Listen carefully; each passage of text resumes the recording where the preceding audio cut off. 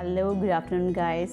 Let's discuss today's thought, and that is should we be independent or not?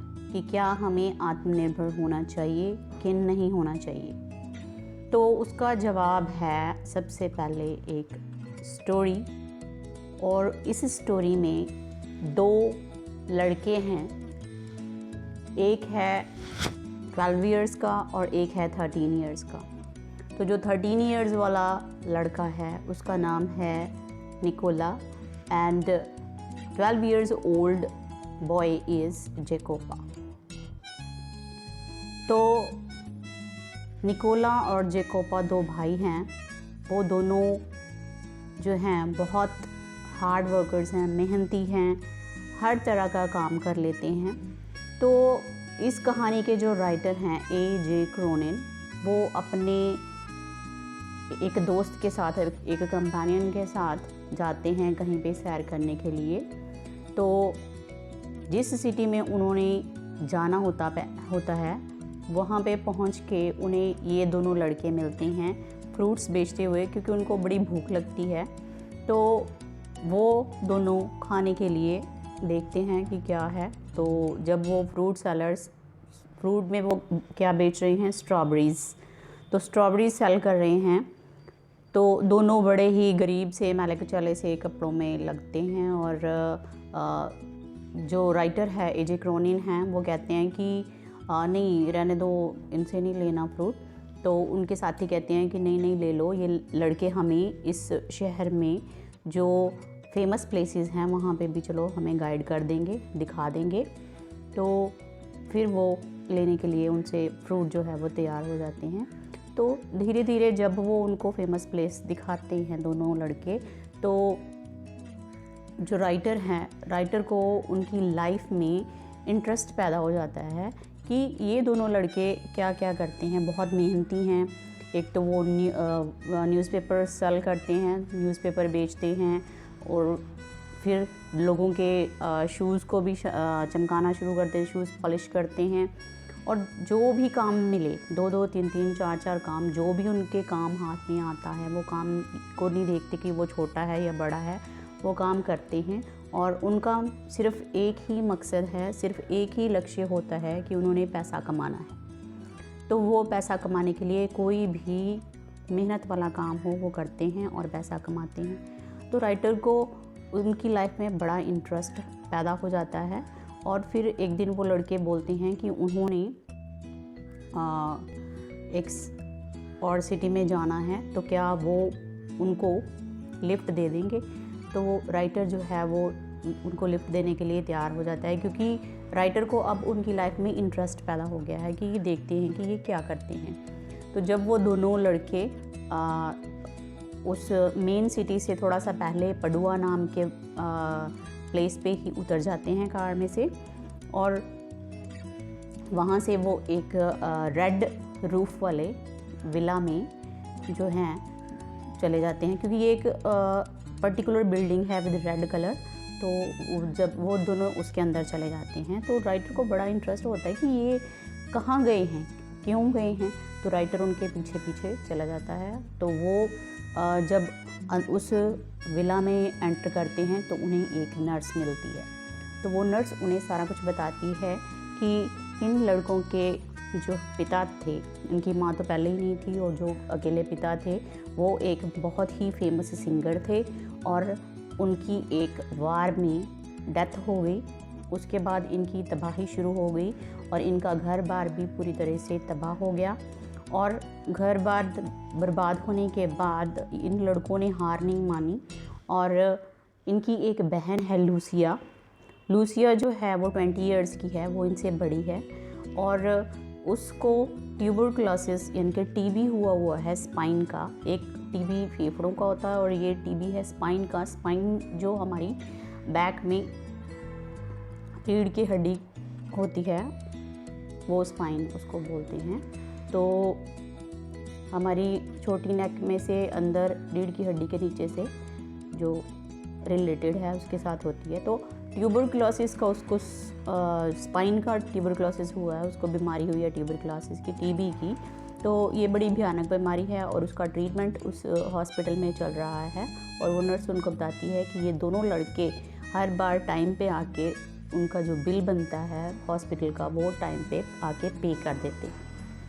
तो इस तरह से writer को पता चलता है कि ये लड़के कितने मेहनती हैं और अपनी बहन से कितना प्यार करते हैं कि सारा बिल जो है वो पैसा कमाने के लिए, बिल के देने के लिए उनको पैसा कमाना पड़ता है। और पैसा कमाने के लिए वो every type of hard work they are ready to do.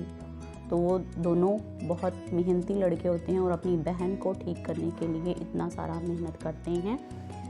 तो गाइज़, इस कहानी से हमें ये शिक्षा मिलती है कि क्या अगर इन लड़कों के पिता की डेथ हो गई थी, इनका घर बर्बाद हो गया था, तो क्या इन लड़कों को भीख मांगना शुरू कर देना चाहिए था? वो भीख भी मांग सकते थे कुछ काम ना करके, या किसी के आगे हाथ फैला सकते थे, किसी बड़े आदमी के आगे या अपने रिलेटिव्स के आगे, किसी अमीर रिश्तेदार के आगे। तो ये काम वो कर सकते थे, लेकिन उन्होंने ये नहीं किया। उन्होंने अपना बोझ खुद उठाया, उन्होंने अपने आप को इंडिपेंडेंट बनाया, जो काम उनको मिला उन्होंने वो किया। तो गाइज़, हमें भी इन लोगों को तो उनकी सिचुएशन ने, उनके हालात ने ऐसा बना दिया कि वो अपना हार्ड वर्क करें, अपनी रिस्पॉन्सिबिलिटी को समझें और अपनी बहन जो उनके ऊपर डिपेंड है उसके लिए और बीमार है उसके लिए हर संभव मेहनत करें, काम करें। तो गाइज़, इस कहानी से हमें ये शिक्षा मिलती है कि एक तो हमें इंडिपेंडेंट होना चाहिए।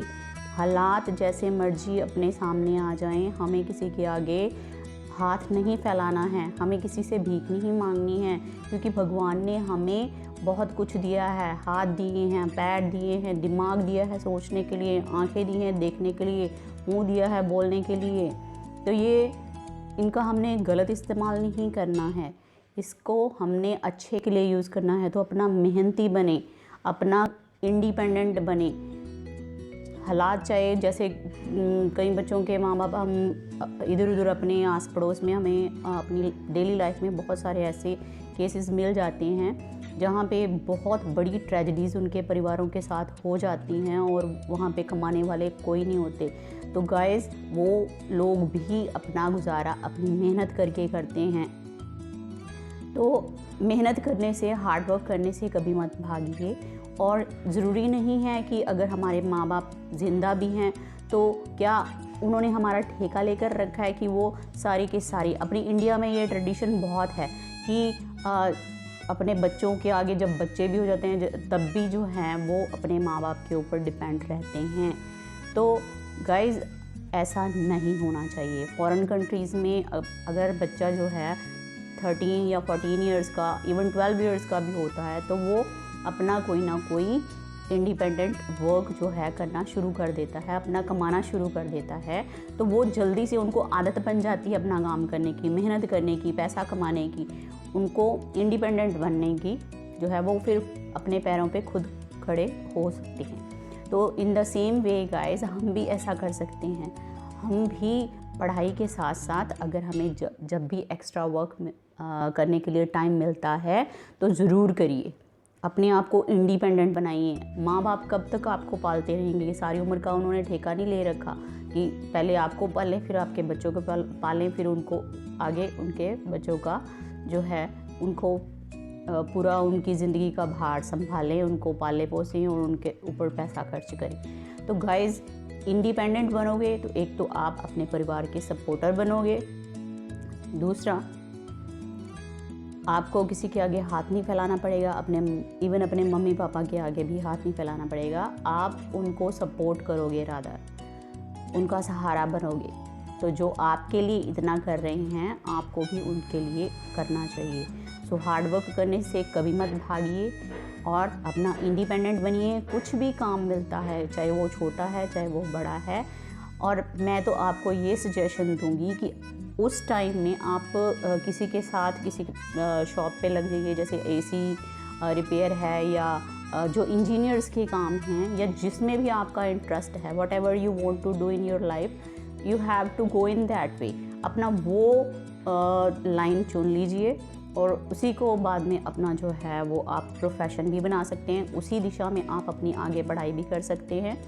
तो इसलिए बी इंडिपेंडेंट, आत्मनिर्भर बनिए, दूसरों पर बोझ नहीं। हम अगर पैदा हुए हैं, यहाँ पे इंसानी ज़िंदगी मिली है, तो इंसानी ज़िंदगी दूसरों को दुख देने के लिए नहीं, दूसरों को सुख देने के लिए। तो सबसे पहले अपने परिवार वालों की सपोर्ट कीजिए, उनके सपोर्टर बनिए, और आप इंडिपेंडेंट बनेंगे तो आपकी देखा देखी जो है वो आपके छोटे बहन भाई हैं या आपके रिलेटिव्स हैं, तो आप उनके लिए एक आदर्श बन जाओगे, आइडियल बन जाओगे और इंस्पिरेशनल सोर्स बन जाओगे। तो इंसान को ऐसा बनना चाहिए कि वो दूसरों के लिए इंस्पिरेशन मॉडल बन जाए, कि दूसरे आपको देखकर शिक्षा लें, ना कि ऐसे बनो कि दूसरे कहें कि नहीं नहीं मुझे ऐसा नहीं बनना। तो इसलिए बी इंडिपेंडेंट, आत्मनिर्भर बनिए और दूसरों को भी बनाइए। Thank you.